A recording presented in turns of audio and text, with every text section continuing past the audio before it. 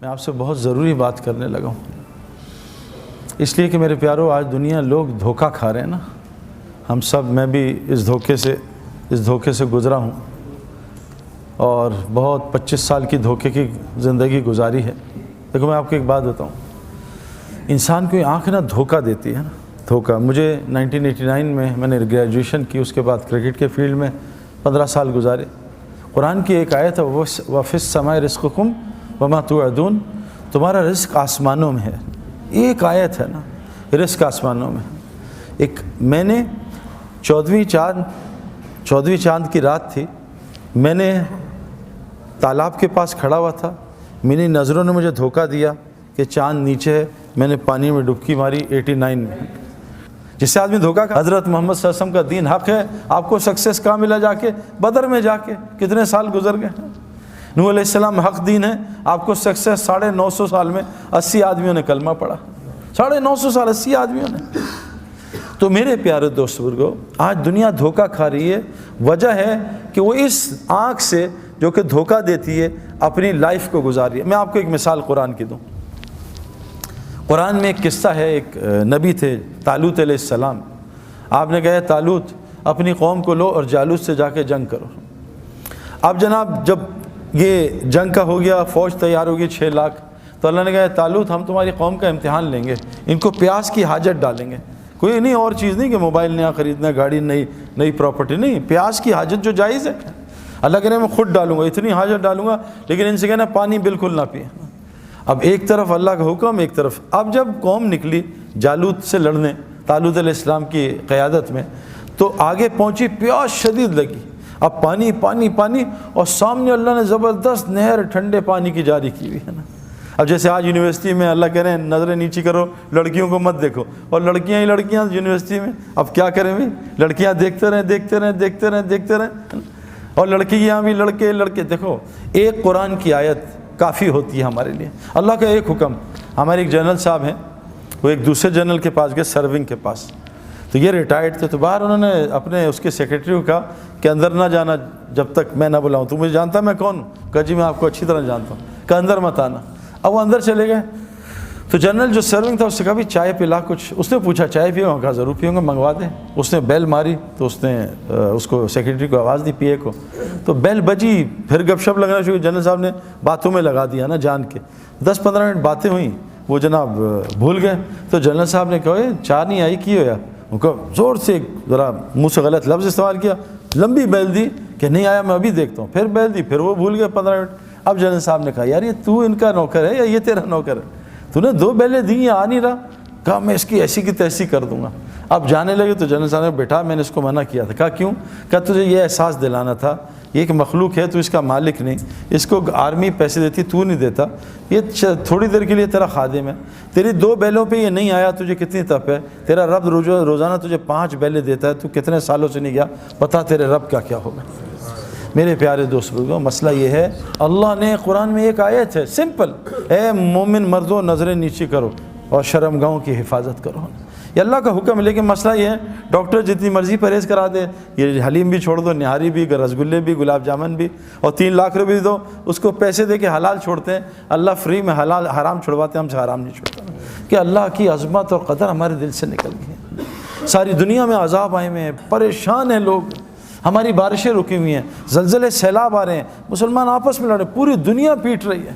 Fit بال کو جیسے ٹھڈے پڑتے نا، ادھر سے کک ادھر، ادھر سے کک ادھر، کیوں پڑھتے ہیں خود فٹ بال کو ٹھڈے؟ کبھی آپ نے دیکھا اینٹ سے کوئی فٹ بال کھیل رہا ہے؟ وہ پاگل ہو جائے تو اپنا پیر ٹوٹ جائے گا۔ فٹ بال کو ٹھڈے اس لیے پڑھتے ہیں، فٹ بال باہر سے خوبصورت، اندر سے بالکل خالی ہوتی ہے۔ مسلمان نے آج فٹ بال کی طرح باہر کی زندگی خوبصورت بنانے کو شروع کر دیا اور ایمان عمل کو چھوڑ دیا، اللہ نے ساری دنیا کا ٹھڈا اس کو بنا دیا، ساری دنیا اس کو مار رہی ہے۔ اوپر سے اللہ بھی ناراض، کبھی زلزلہ، کبھی سیلاب، کبھی بارشوں کے وقت بدل رہے ہیں، کبھی آپس میں لڑوا رہے ہیں۔ میں جس علاقے میں رہتا ہوں ہر گھر میں لڑائی ہو رہی ہے۔ کیا ہم ہندوستان، پاکستان، افغانستان، ہر گھر میں لڑائی۔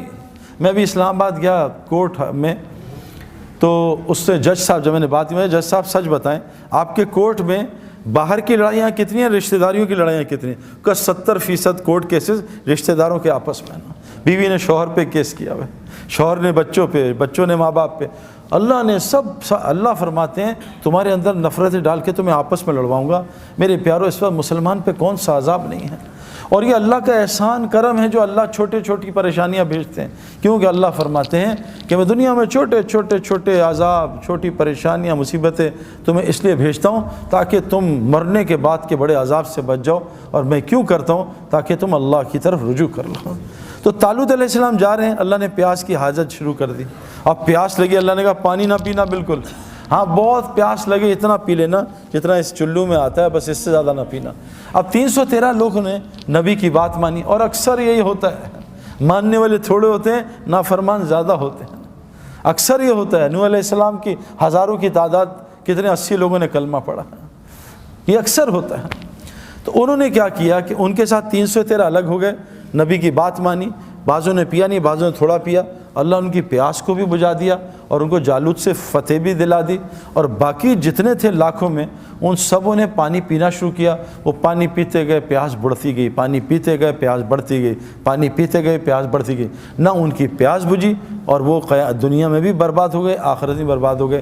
میں نے یہ 25 سال کی زندگی گزاری ہے، میں نے ہر پیاس کو بجھانے کی کوشش کی ہے، لیکن یہ ظالم دنیا پیاس بجھانے کی جگہ نہیں ہے میرے پیاروں۔ میں نے ہر لائن کی پیاس، گاڑیوں کی، مکانوں کی، جو لائن ہے، جو لوگ بتا رہے ہیں یہاں کامیابی، یہاں کامیابی، اور میں تو ایک چھوٹا سا آدمی تھا، میں نے آس پاس دنیا کے بڑے بڑے لوگ دیکھے ہیں، میں نے ایک آدمی کو بھی کامیاب ہوتے، کیوں کہ جیسے چائے بنانے والے نے چینی نہیں ڈالی، ہم جتنا مرضی کو گھولتے رہیں چاروں طرف، وہ نہیں میٹھی ہوگی۔ اللہ نے اس کائنات میں کوئی چیز ایسی نہیں ہے جس میں ہمارے حالات کا تعلق رکھا ہے کہ اس سے حالات ٹھیک ہوں گے، گھر بنا لو حالات ٹھیک ہوں گے۔ دیکھو دنیا کی محنت سے گھر بن سکتے ہیں، خوشیاں نہیں آ سکتی ہیں۔ بڑے بڑے گھر ہیں خوشیوں سے خالی، بڑی بڑی سیکیورٹی حفاظت سے خالی، دنیا کے ٹاپ ڈاکٹرز دوست ہیں شفا سے خالی۔ یہ ساری چیزیں اسباب دلا سکتی ہیں، حالات نہیں بدل سکتے۔ حالات اللہ نے اپنے کنٹرول میں رکھے، اسباب ہمارے حالات میں دیے، ہاتھ میں دیے۔